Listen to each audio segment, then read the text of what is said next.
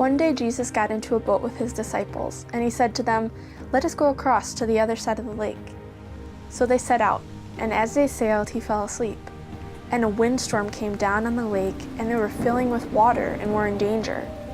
And they went and woke him, saying, "Master, Master, we are perishing." And he awoke and rebuked the wind and the raging waves, and they ceased, and there was a calm. And he said to them, "Where is your faith?"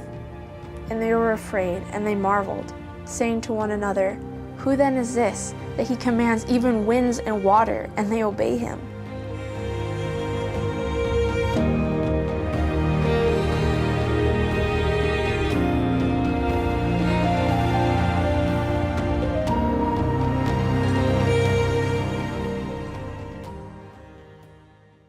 My name is Teshona Bennett. I am a college basketball coach, and I have a daughter who's 4 years old. Her name is Nisi. I've been married to my husband Donte for 7.5 years, and yeah, we love life. When we originally got married and started talking about just life and how many kids we wanted, we always said like 3 to 4, and we wanted them 2 years apart.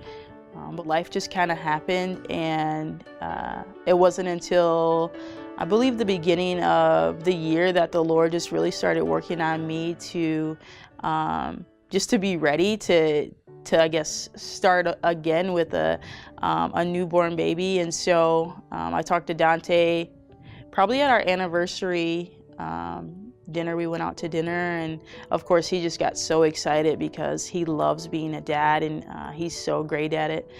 And so that was December. We celebrated our anniversary, and so in February we really started trying and got pregnant right away.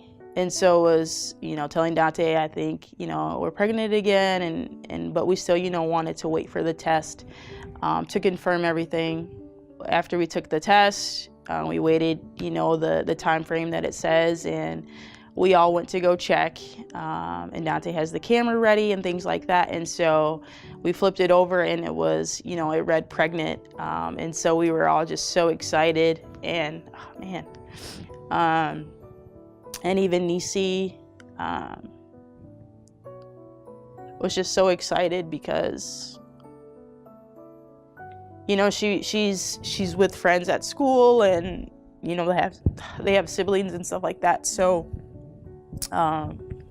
she just wants a brother or sister so bad, and to just see her face and just see how excited Donte was, it just got me that much more excited.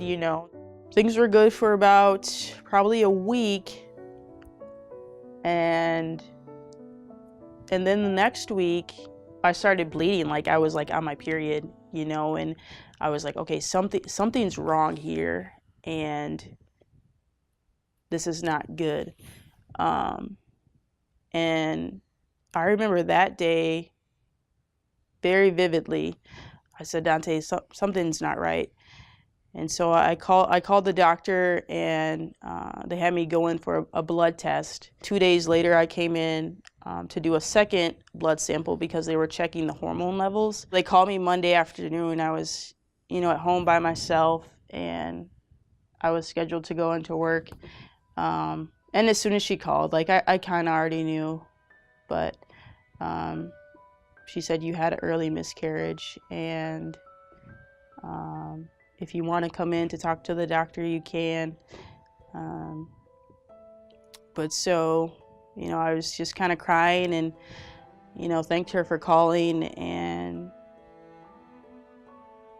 And I was actually going to go, try to go to work and, just kind of try to get through because there was so much stuff to do.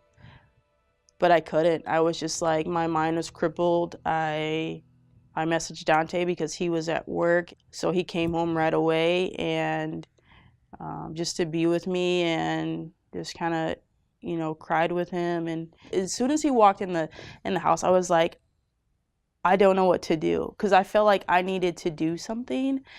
And because I'm a fixer by nature, and I was like, what do I need to do to fix this? And everything with Nisi just was so perfect, just through pregnancy and even her birth and just who she is as a girl. Like she hasn't been sick and stuff like that, and was kind of expecting everything to go the same way. And so when it didn't, I just wanted to be able to fix it. And you know, he just kind of held me and was just there for me, you know, as best as he could be. And still from, I mean, it's been just 2 months really, and still just really learning how to heal from it, how to give it to God every single day, how to share my story with other women who may have gone through this, who know someone who's gone through miscarriage, because it's not really talked about a lot, but it's so common. You know, every time I open up and share, someone tells me about someone they know that has gone through it. You know, sometimes we ask God why, and I think that's fine, you know, and so it's that constant, when I'm feeling good and when I'm feeling, you know, down, just like, why God, you know, why did this happen? But it's not like in a angry, like, kind of way. It's just that, like, that curiosity, or what do I need to learn from this? There has been some confusion. There has been some just doubt with future, just like family building, you know, how long do we need to wait before we try? And there's, you know, there's doctor's counsel to listen to. But for me, it's just really about, like, listening to the Lord and just knowing when I'm ready, you know, in His timing. And so it's just constant prayer. And I do believe that the Lord will bless us in that and is faithful in that, because that is a desire of, you know, my heart and Donte's heart. And there's a lot of things that I don't know, you know, but there's one thing that I do know, is that I can trust in the Lord with all that I am, and that He loves me. I'm giving up control of what I never even owned. Oh, I can't understand it. I'm giving up control of what I never even owned today. Oh, I'm giving up control of what I never even owned. Oh, I can't understand it. I'm giving up control of what I never even owned today.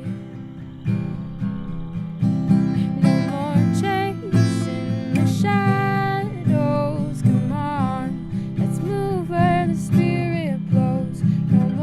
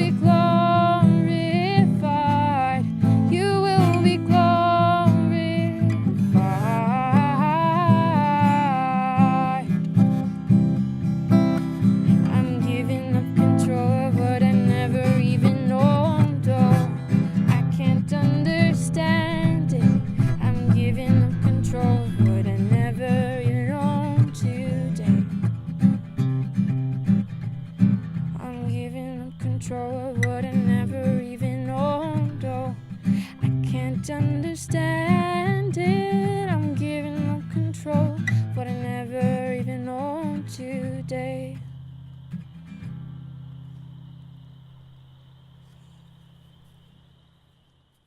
If I just know one thing, and that the Lord loves me and I can trust in him, like, then I'm good.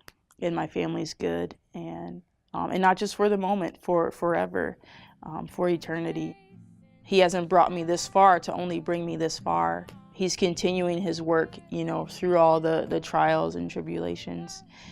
Just as an encouragement to anybody who's gone through a miscarriage or knows someone, to just love on them, you know, and just to meet them where they are, because it's a hard thing to, you know, to talk about if you're not willing to, but once you actually get it out, it's powerful and it lifts a weight.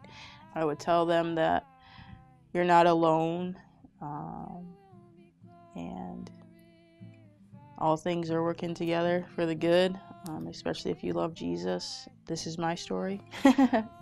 It's not the end of the story. It's, you know, only the beginning for me and my family, and we're excited for what's to come, and we're expecting to see the Lord work in a mighty way. We don't have all the answers, like I said, but we do know, you know, that God is for us, and it's going to be good. I'm giving up control of what I never even owned. Oh, I can't understand it. I'm giving up control of what I never even owned today.